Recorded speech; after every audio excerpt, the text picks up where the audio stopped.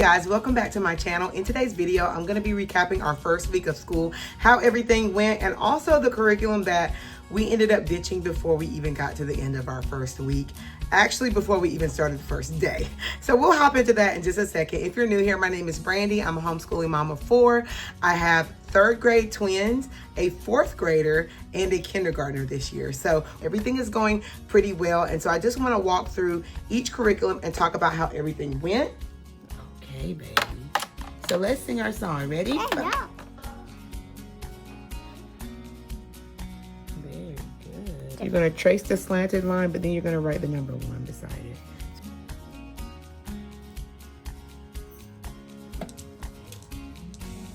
That's cool. 6, and what do we call the answer? The difference. The difference. Oh, slant. A, B, A, B, A, B, or yellow, pink, yellow, pink, yellow, pink. What's the first step of the scientific method? Observe. My daughter was totally independent with the good and the beautiful last year for language arts. We started a new language arts curriculum, Lightning Literature. So far, so good. Her first book is called The Earth Dragon Awakes. It is a historical fiction book about the 1906 San Francisco hurricane.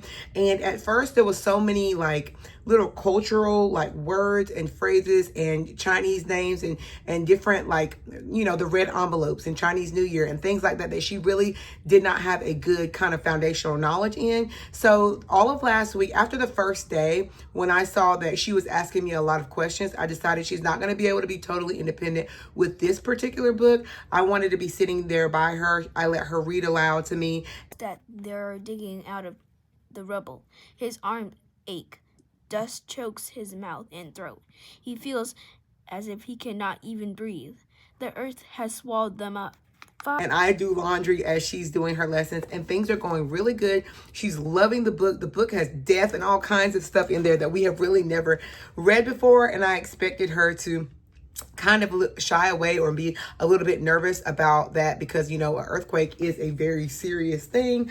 But so far, so good. She is loving the book, and it is teaching her a lot. And I feel like it's growing her as a reader, just exposing her to a lot of things. So The Earth Dragon Awakes, Lightning Literature is going fantastic. My 3rd graders are doing The Good and the Beautiful, Level 3. My daughter did this independently last year. I am working with them, and they are loving it so far. The book is really good. The first book is Timothy and the 10th Floor, and they are reading that very well.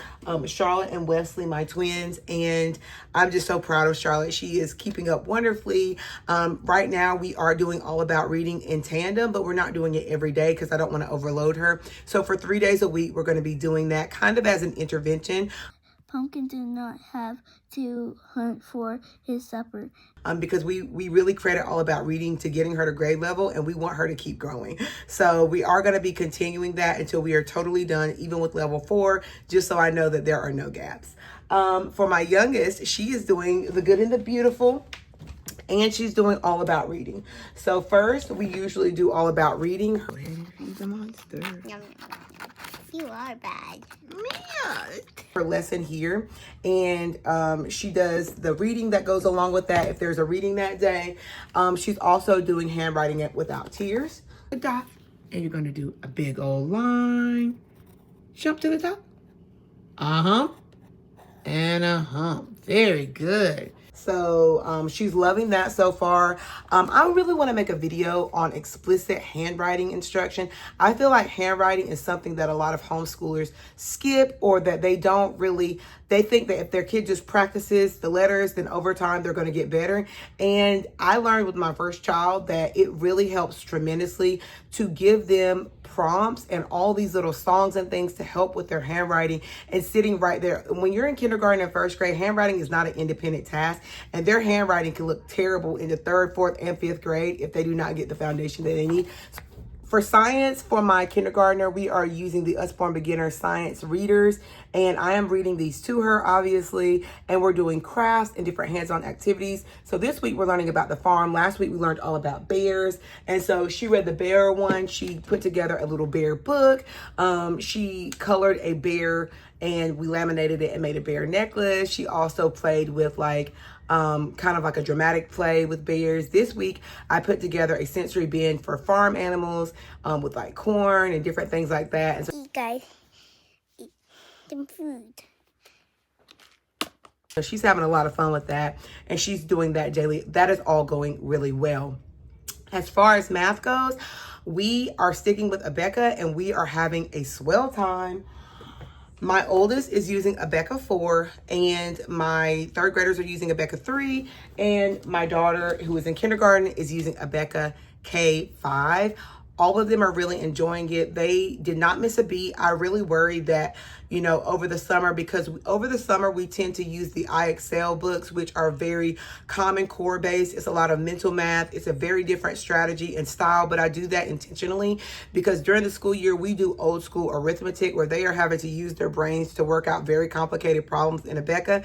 And then in the summer I do what all the public school kids do, and we do a lot of the Common Core stuff just to get them thinking about what they already learned in a different way, but not introducing the two at the same time. I feel like that is very confusing for kids.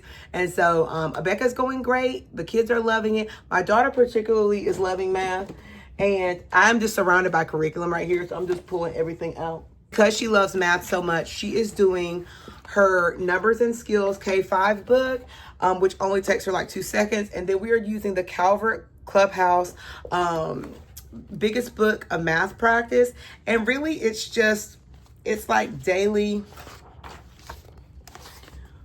math practice where she gets to practice writing her numbers, her letters, her shapes.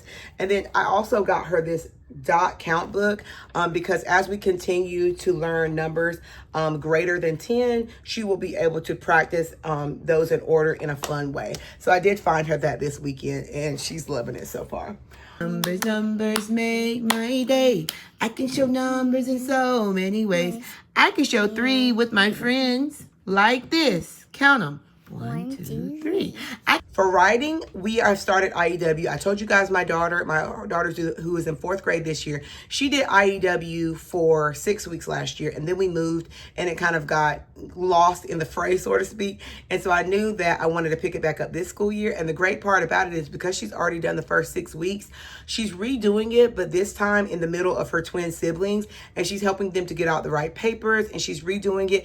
And she said that it has helped her gain a depth of knowledge. Like the first time she's just figuring out what to get out and what to do, and this second time around she's really able to work on her keyword outline and to help her siblings. So that's been a blessing. They do that for an hour in the morning while I am working with my kindergartner. We do math, we do her handwriting, we do her reading lessons. I mean, she's doing 2 of everything, and she's loving it. And so for that full hour, I'm working with Mia, my youngest, while they're doing IEW. IEW is really only made to truly do like 3 to 4 days a week. And so to kind of supplement that a little bit, I found this website, and I'll link it down below. It's called Education Without Frills, or Teaching Without Frills. And the website is great because basically they have a playlist of writing. So first they're doing a personal narrative, and their very first step was just to brainstorm and to come up with the ideas for their personal narrative. They're like 2-minute videos, but it literally took them a whole hour to brainstorm their personal narratives. And so every week when they're not doing IEW lessons, they're going to be using those lessons to write different types of personal, persuasive, and different types of papers.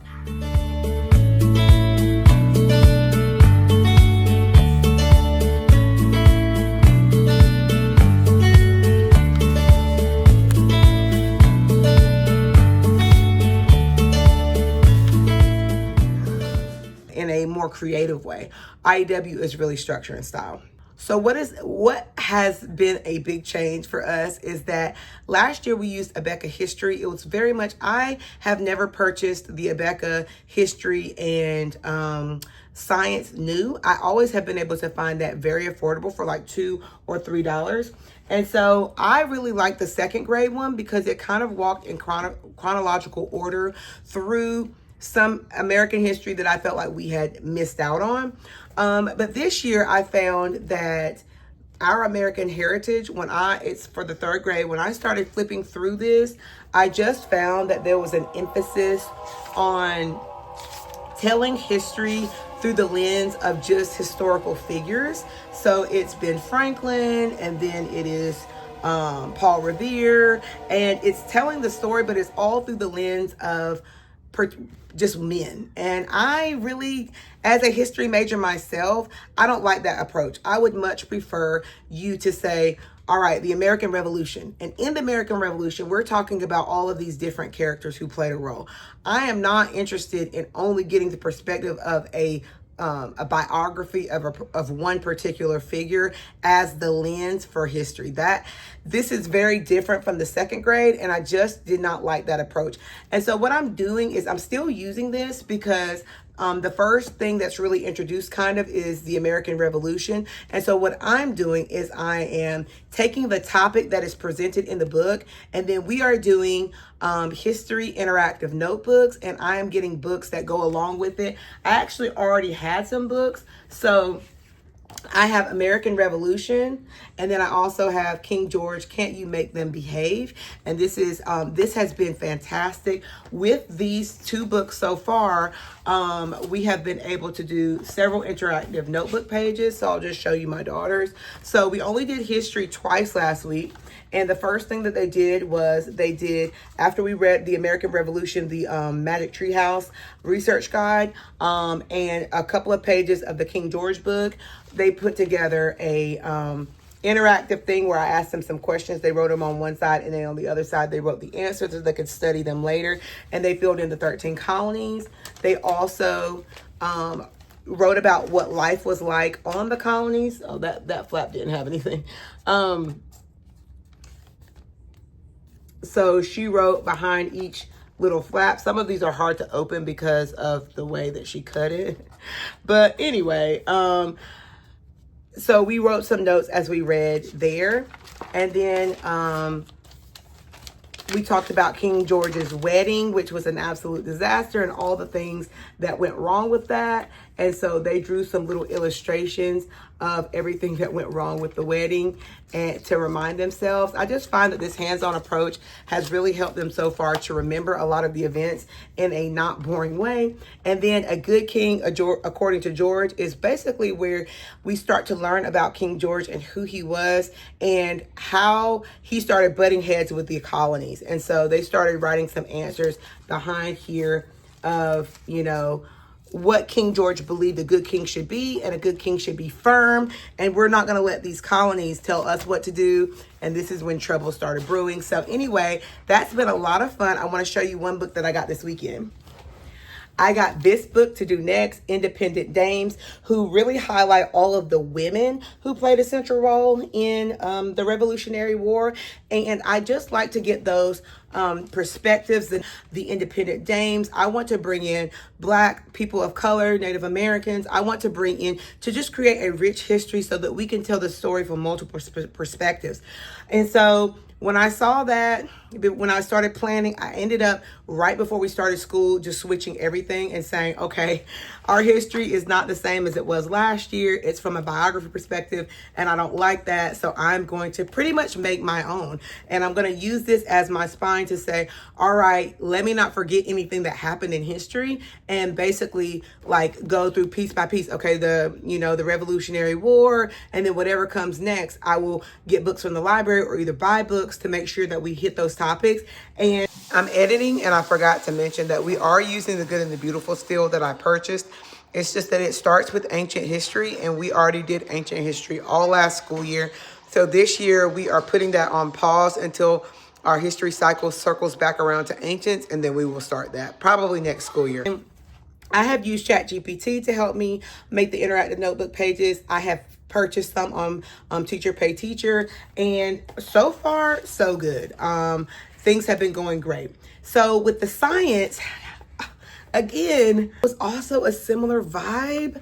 I just found that the younger grades with Abeka, with their science, I just felt like, yes, like God and the religious aspect was introduced, but it wasn't like, it wasn't so heavy. And granted, like, we are Christians and we love a Christian perspective. Don't get me wrong. But the problem comes in where I do believe that I just want to teach some of these things without it being either a completely Eurocentric point of view or a completely Christian point of view. I want to teach science a little bit more fact-based. And so although Exploring God's World started off okay, when we started talking about energy, it said, our powerful God created the world by his word. We know this from the creation story in Genesis. Read what happened on the very first day of creation.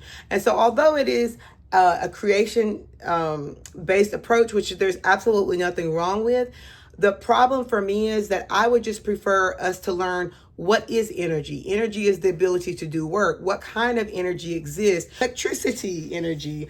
Energy comes in different forms. And I just wanted a more, I guess, neutral approach just personally for my family. Again, I love God, but I was the same way with my math. Abeka, what I like about Abeka Math is even though it is a Christian company, it's not like Jesus had 2 loaves of bread and he added 2 more loaves of bread and there was 4. It's not like that. It's that math is just math. And for science, I kind of wanted it to be just science. So what I did was I got this What's Physics All About book. And I think what we're going to do is we started with our nature box. We've already done a couple of the experiments out of that. It's just going on nature walks, going on scavenger hunts.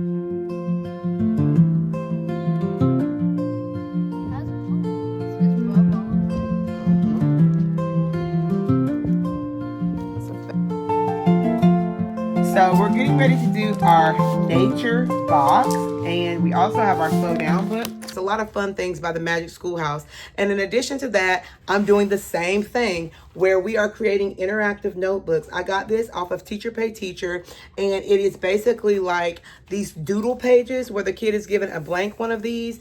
And as I'm teaching, or reading from a book, they have to fill in the notes. It goes over so many different topics throughout the school year, and we plan to do most of them if we can. And then they'll just glue this little page in their notebook and fill in the notes. And I have the key here so that I can kind of teach from this as well as allowing them to see the word spelled. Abeka does talk about the scientific method. Pretty much every science book I have talks about it.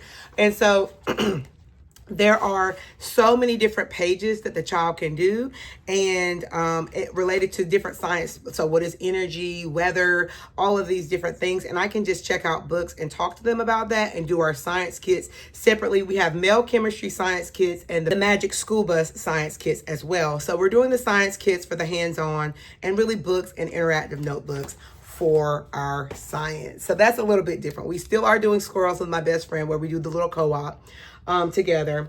And that's really my approach. I'm doing something similar with Mia, except for with Mia, like I said, last week we did this bear's book, and then she made this little bear's book, My Bear, and My Bear at School. My bear likes to eat fish. So after we would read a page from this, or like 4 or 5 pages from this, then she would do her bear book that I just put together.